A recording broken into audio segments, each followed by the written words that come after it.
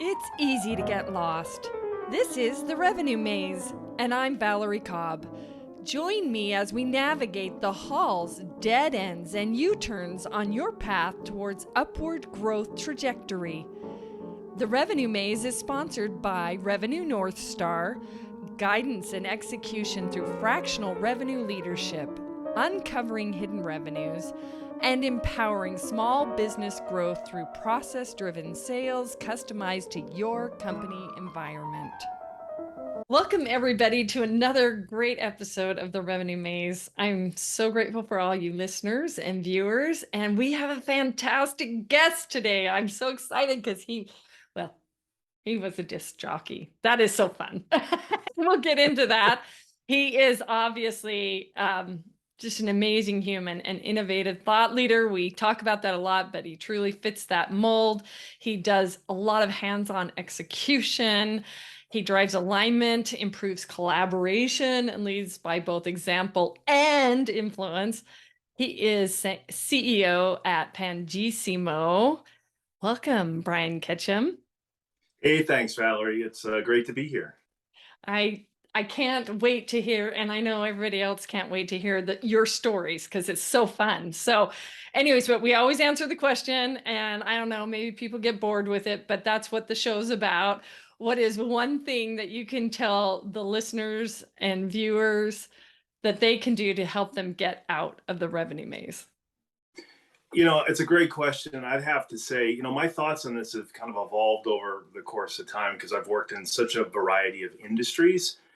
But, kind of given current state, my work at Pangissimo, I kind of feel one of the most important things, it's understanding what channels you can afford to be in, right? And how far can the business extend itself and kind of raise and extend its public profile?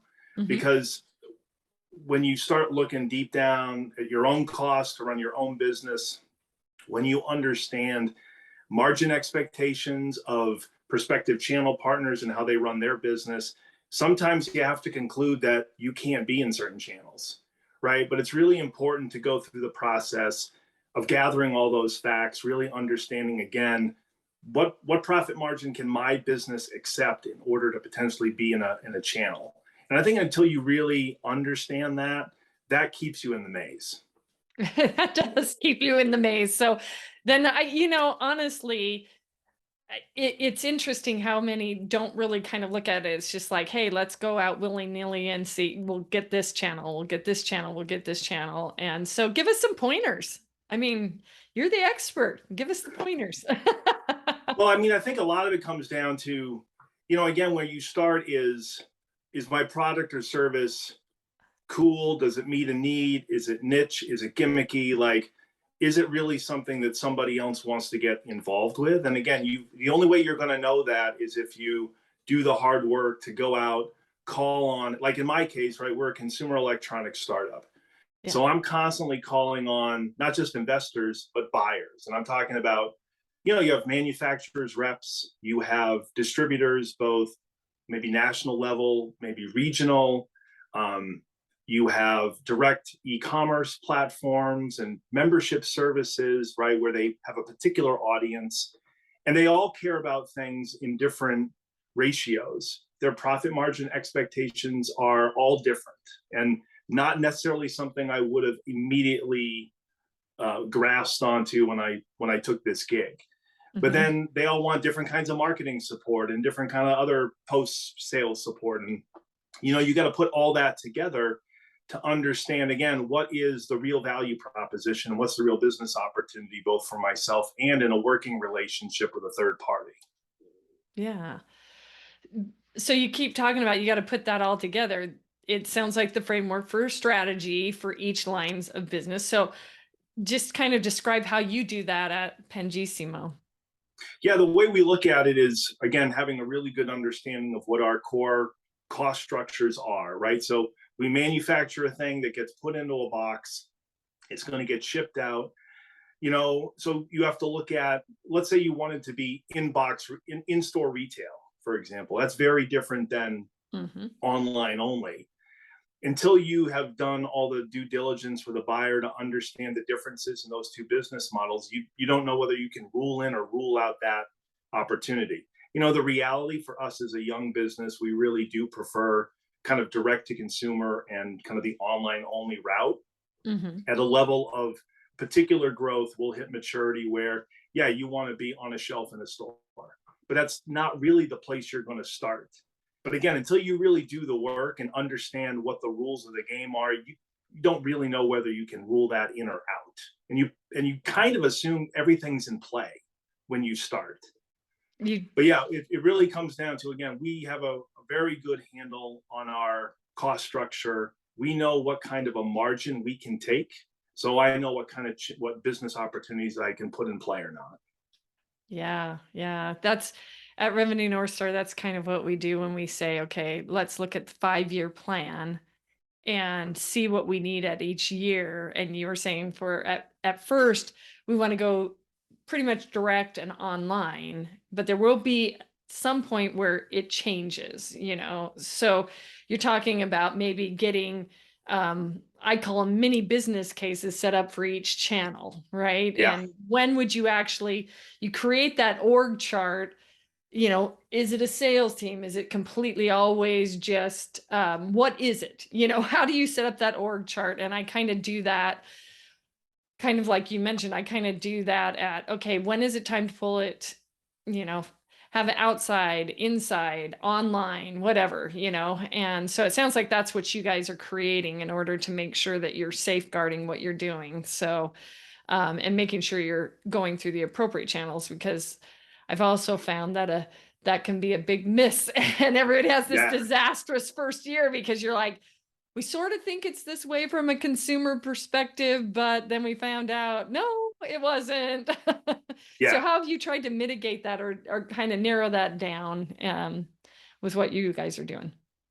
Yeah, it really is about, again, understanding what the operating expenses or the expenditures will need to be direct to consumer versus any third party channel support. So, for example, even if we're working with any third party retail channel online only, we'll still do some marketing on behalf of them. We'll promote their brand as a path to our audience to find our product. So marketing's not zero cost, but it's way less than what we would budget for our own direct to consumer activities. The same thing kind of goes for post sales customer support, right? So some people will always come back to the brand, even if they buy through the third party, they'll always come back to the brand to look for support content, how to's. And if they have an issue with a product, they might engage with the brand directly. However, a lot of the retailers who own that customer, right? So if you buy a product through a third party, they look at you as your customer, not ours. And they actually might want some of that support opportunity. But we still have to provide the content, right? So you still have to package up and bundle material that allows your channel partner to provide the right kind of customer service with product issues. So again, your expenses and your time spent are not zero, but they're very different than when you own the customer relationship and you are doing the work directly. Yeah. And I think that's why a lot do go direct at first, because it's so complicated with every channel, and how you're going to decide what that is. And I guess for me, what I was trying to ask, and I'm always a hero in my own mind, because I ask maybe a question and I'm like, this is what I'm trying to get at, and then I get this other answer. So I was just trying to understand, like, what are some things that you have put into play? Yeah, you're looking at the expenses and everything, but now you're like 6 months into this. How do you know it's working, not working? And should you actually expand out to another market? Another channel? You looked at the expenses, that's great. And you know what margin, and then you come back and you go, that's not working. Yeah. Or, oh, it is working and we need to repeat it. Yeah. So, so at Pangissimo, we're very early stage. We're not pre-revenue. We're the next closest thing to pre-revenue. Now, we have done a little bit of third-party e-commerce activity. Okay. And I would tell you, like, it went okay, right? The sales volume, we certainly would have liked it to be larger, but it wasn't. And I would say the takeaway there to your specific question would be, would I want to do that again, knowing what I know now, right? So Yeah. if they did a certain sales volume, and if I really like that number, I'd say sure I would do it again. If I'm kind of lukewarm on how we did, I might not do it again, right? So it really will come down to, that point in time in the future where if that door remains open is the good news. The question is, am I walking through it or not? Is the Yeah. question. Relative again to all the other types of business that I could pursue. And I think that's really where you make your decision, and that is the coin toss that you are deciding on. Yeah. Yeah. Yeah. So let's talk a little bit about, some of the life experiences. And I always kind of go, should we talk about what built Pangissimo? Why did you start? Because there's obviously a challenge in the industry that you were trying to solve. So, and when you're trying to get something up and going and bearing good revenue stream, yes, you want to make sure you're watching your profit margins and your targets. What brought you to creating Pangissimo? Well, so I was not one of the founders of the business. So there were four founders of the business going back to 2018. They were engineering students and friends at Boston University. Uh-huh. They took a class on entrepreneurship, and they got inspired and motivated to come up with the speaker design that they did, right? So it's a portable Bluetooth speaker, Yeah. but it's 4 units in one. Yeah. Right. And this is the beauty of the product. And yeah. the real question is, why did I take the gig? So the reason I took the reason I took the gig is that I believe in the product and I believe in the value it provides, right? Because what do people want? What people really want, especially in a portable product, is the flexibility to have a multi-speaker experience and the freedom to kind of place those speakers where they want to. And the reality is that nobody offers that experience. And that's what this does. Because we know two things. Speakers are expensive to buy, which is why a lot of people do not buy more than one. Yeah. And pairing's hard to do, right? They're complicated, long press this thing and stand and do this, and it doesn't work. Right? The listeners are going to stand and do what? What's snapping together? So this product, all the speakers self-pair. You don't have to know how to pair it. Just turn it on. Yeah. Right. And that's kind of the wow moment. Like when you connect your phone to one of the speakers and you get the audio, you turn on the other 3 speakers and the stream hits. Like that's a beautiful moment. Right. And when we show people, when we take this out to the public and get their feedback, like their eyes light up at that moment. And that's where you've done a really great thing. Right. And so to me, like, I believe, and again, that's why I took the gig. I believe that this is a highly valuable product that gives people exactly what it is that they want, even though they never really clamor for it. Yeah. Yeah. It's when you're at the front of the curve, and I can't remember who I was doing an ideation session with.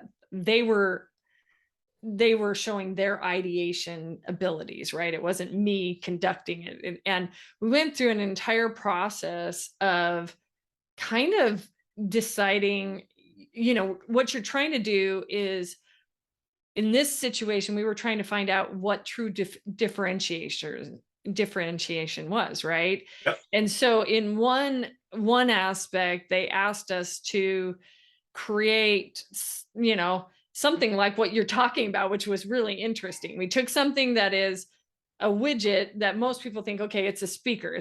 Who cares about a speaker? That kind of thing. And right now the sound is great. So it was kind of like, well, what could you come up with? And it was done so well. What could you come up with, like, for the downstream clients? What could you kind of, as you're trying to test the market for new product development, right?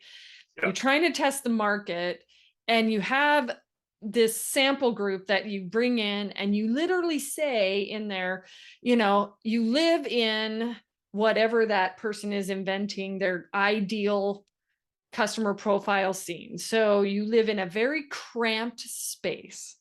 Mhm. And this was with the speakers, right? You live with in a very cramped space, because a lot of this generation that is coming up, they're living in very tiny quarters. Some of those things are going to school, they're doing all these things, right? This was their downstream, right? And in that cramped space, um, what would you want to see? What would you want to hear? What would you want to do? And you just showed me something. So I'm going to describe this for the listeners, right?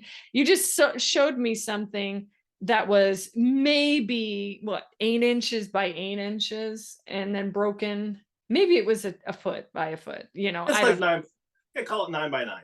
9 by 9. Yeah, I'm guessing from looking at the screen. I don't have a measuring tape, but from my construction stuff, I could kind of see what that was. It wasn't quite a foot. Anyways, so I could picture this completely, because when you're in, a lot of them are doing this kind of minimalist stuff. My kids are specifically, so they're living in studios and stuff like that, because they're Yep. in cramped cities or whatever, because they like it. They go and what do you want to do in your cramped space with your listening? And you just kind of described that whole ideation session, because what it was, could it be kind of surroundish? Could it be where they can't really see it? And if you break that 9 by 9 into 4 pieces, like you showed me, and it automatically pairs, they could set one in on their kitchen counter without it ever being even noticed, right? And then you Yeah. could set one maybe on their nightstand, and one in a corner, one up above, and you've got 4 pieces that give them that whole experience, that whole sound experience that a lot of them really, really do want. When we were doing like the sound bars and the big subwoofers and all that kind of stuff Yeah. to make that beautiful sound, like you're in this, because sound is so important. And so as you started saying, I took this gig because I believed in it. But what I loved is that you guys kind of created, or they created something that really was tapped into the market space, saying, this is my ideal customer. Now for you said at the very beginning, you said, now take that customer and how do they buy? Right. How do they buy? And focus on channel number one. Yeah. And if it's a channel, if it's direct and that's it for right now till you go to market the rest of the way, you've kind of created that nice little environment that you were saying for everybody listening. This is what you got to do. Make sure you have the right channels, make sure that you've listened to the customer, and then go to the market with that, and who will be listening to that now. So that Yeah. was really cool. And I the reason I did that is most of the people are listeners on this, so I wanted to describe what you showed, which was Got really cool. So anybody who wants to see it, they need to go on YouTube and see this. But it. anyways, I was super excited about that that you went, I believed in this. This is a problem, but the rest of the market doesn't know that a problem has been solved, right? So they may not even know they have one. you Yeah, know yeah. Yeah, so in a young business that is capital intensive, yeah. right? You got to be very careful. Obviously raising money is job one, Yeah. or kind of 1A, right? And 1B is about audience development and reach, Hmm. right? And we're where we are. Again, we have a long way to go. We're off to a nice little start, but we have a long way to go. And it's definitely in a world where we're trying to reach, when we talk about that younger audience and knowing where to find that younger audience, the problem isn't knowing where they are. The problem is, again, how do we extend our reach to get to where they are, right? that's Okay. that's really the challenge, right? And not that everything is about working capital, but a lot of things are about working capital, right? So working capital drives your marketing budget, it drives how you execute social media. Influencer marketing is really a big deal. It's going to be very important for us. Our product is really well geared towards content creators, right? When they have those 4 individual units, like we've already made some really cool content in the past, but you can only get so far on a very thin budget, right? So we do really well to work within the constraints we have, but they're real constraints, right? And so that would be the other half. It's the other entrance to the maze, I guess, would be is that in a business like ours, you're going to need some money in order to make some money, right? And that's easier said than done. But it's the good fight, and I love doing it. I was going to say, we must love it because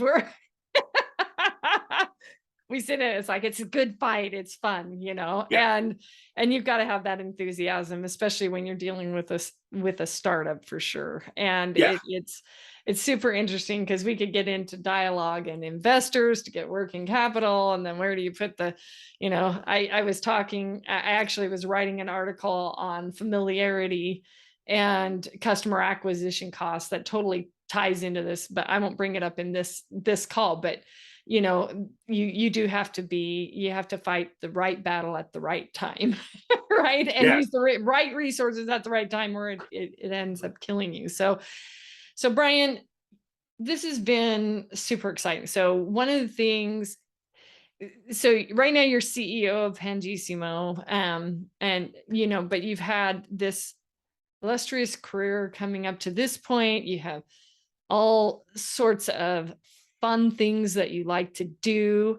You're a game enthusiast as well. And so you're in that. And then we talked about, a disc jockey. So I'd love to hear a little bit about disc jockey and how you got from there, which would make sense with Pangissimo, some of this kind of stuff, but also give us, just some fun, fast facts about you and, the disc jockey.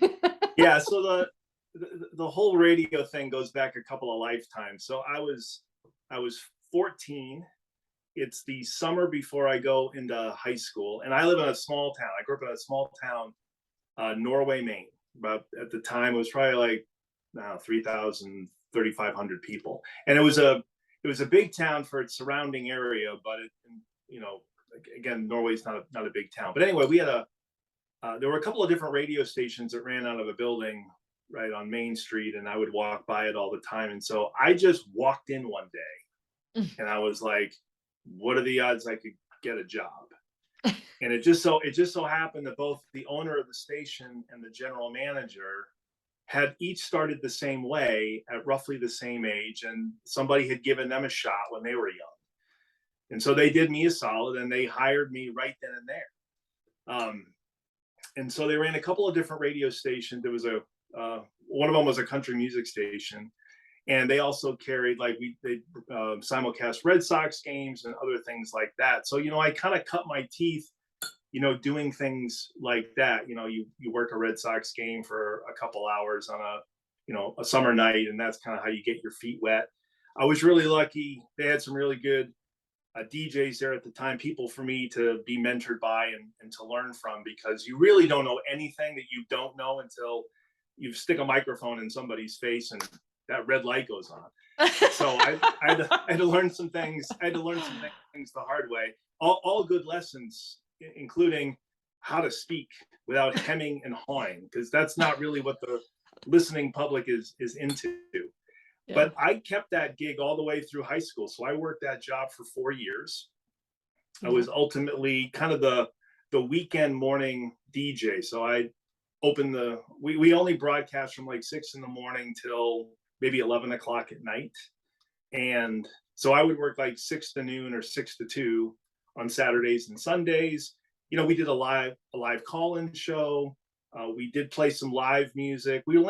At the time, we ran a lot of things off reel-to-reel tapes, and you could program a lot of the content to be played. So for example, I could record news, weather, and sports and program that to play at certain times throughout the hour. And then you've got these different reel-to-reels of modern hits. They called it classic country gold at the time, right? Older music for the time. So 60s and 70s when we're talking about the 80s. But yeah, you program all that up. But yeah, sometimes, you spin some records live, and it was a lot of fun. I mean, it was a great job. I bet it was like probably a high school dream job. Is like, unless you're really introverted, then it may not be your favorite. But Well, it as sounds I'm like sure this is going to prove, I have a voice for radio, not much else, and so it was kind of good to be on radio at the time. I did some TV in college when I Mhm. first went to college, and I did.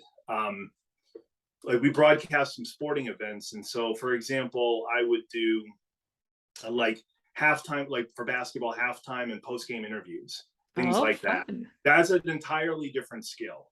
And again, it was a really cool experience. I really liked radio though. That was a lot of fun. Yeah. Yeah. Yeah. So, and then you talked a little bit about being, the normal golf, right? But snowboarding and skiing and exercising, and, you have your own equipment at home and all of that kind of stuff. So you're all around super exciting and all of that. So give us all a little, let's pretend that you had to rewind back to those days. Give this audience a little bit of advice for where you are today and what you would do. What would you tell your younger, wiser self? Well, I think if I'm being honest, the I thing mean, that your I know, old, your older, wiser self, your younger self. Sorry, maybe the younger, wiser self is actually the. So sorry about that.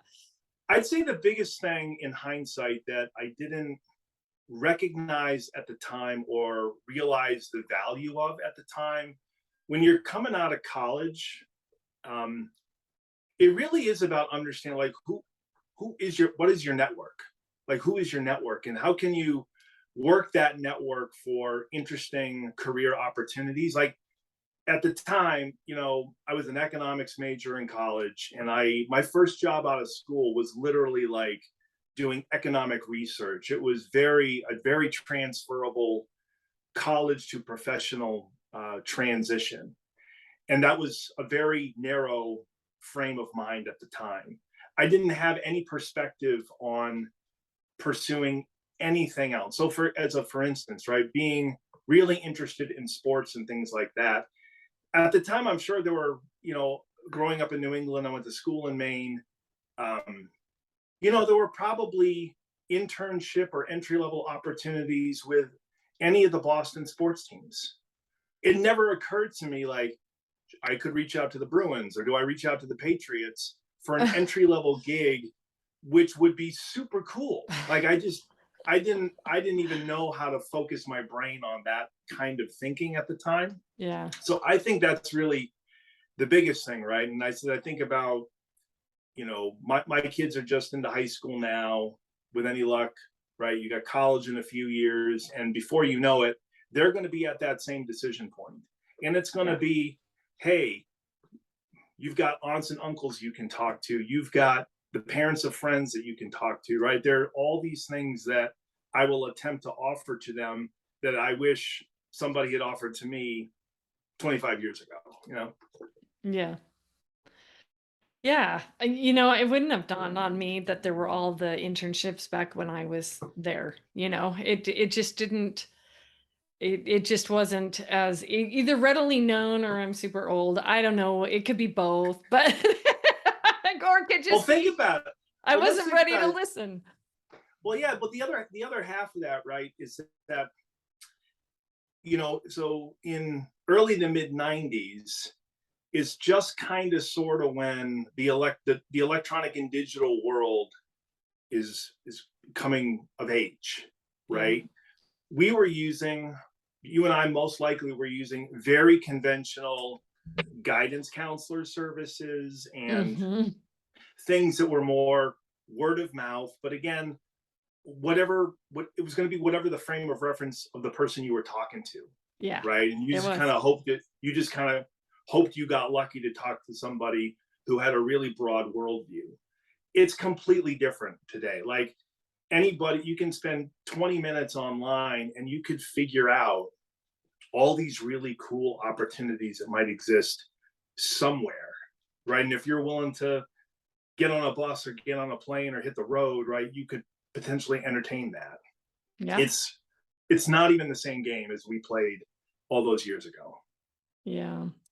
Yeah, and you have to give yourself a little bit of that because that is very true. I mean, I had a in the 80s I had a computer, an apricot computer at college, with an infrared keyboard and an A drive and a B drive and a dot matrix printer. And everybody else was doing word processing at the time, but that was the next word processing was after the typewriter, right? And Yeah. so I am totally dating myself, but that's the reality is, yes, things have really, really changed, and there's a lot of opportunity out there. So I certainly appreciate the advice. I also hear that in your sort of cooking and the perfect cocktail, you've got kind of the cocktail down, and this will Well, be this will be practice released makes on a hump perfect. day, right? So.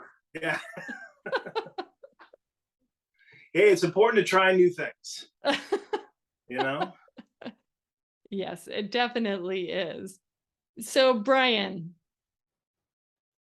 this has been very enlightening and such a fun show. Tell me one funny thing when you were a disc jockey. It could be that or the other. When you were a disc jockey, what one thing went like south and you just had to recoup, or something fun, or were you just perfect the whole way through? No, not perfect. So I think it probably was my senior year of high school. Our high school basketball team, go Vikings, the high school basketball team made it to the state finals. And I think it was, so we won the team won the conference final to make the state. And so after the conference final win, like we all got back together at somebody's house, might even been my parents' house for all I remember. Yeah. And everybody just kind of stayed up late. I had the morning shift at 6. So in my infinite wisdom, I showed up to start that gig with no sleep. Oh, I fell asleep on the air for like 3 minutes, mid-sentence, just out. That, that's a tough one to come back from, like what happened during those 3 minutes exactly? I'm not sure. So. Oh my goodness, that is, I'm sure we all have a story or two around something like that, and I know I put you on the spot, so you're a good sport with it. Well, see, right, this is why this is a recorded podcast, right? You can go back and you can post-produce something out of it, and I can tell you, right, as I mentioned earlier, like recording news, sports, and weather, you can make as many mistakes as you want because you can start over any old time, Yeah. right? When you're doing a thing live, you don't really get that option. I happen to know that. I'll share as well.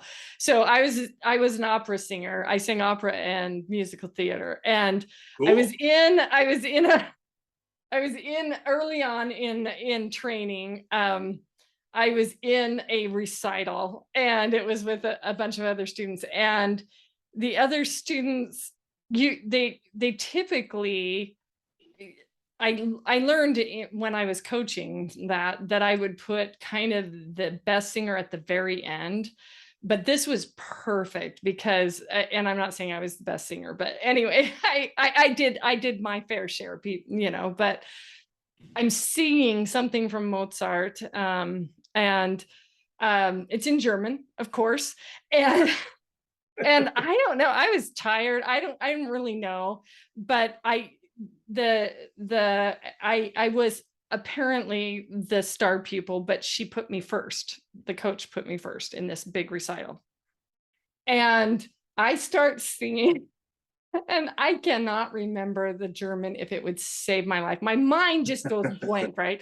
So I'm a sci-fi geek. So I start singing. I just think, oh, well, in Klingon, we don't even know Klingon, so I just start making sounds because it's an English audience, right? It's an American audience. Thinking nobody knows this song, right?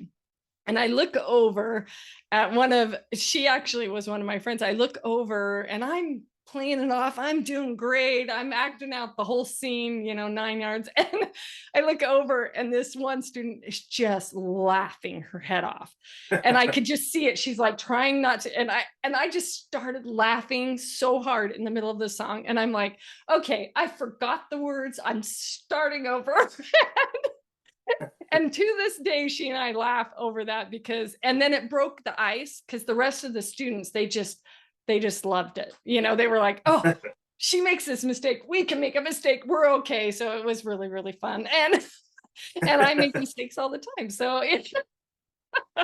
there's my live moment of singing Klingon there you go. in Mozart. I love it. All right, Brian, this has been such a fun show. Where can people get a hold of you? Because I would think too that maybe investors or something, because this is a cool product that you're dealing with right now. And if anybody didn't, like I said, if you couldn't understand my explanation, you need to go watch it on YouTube, because it really is something that like 2 or 3 years ago we were ideating on. So this is super cool that this has come to fruition. Yeah, so we are actually doing kind of a limited release of our newest product in a couple of different colors at our website, which is pangissimo.com, Pangissimo.com. So you can go and see the product there.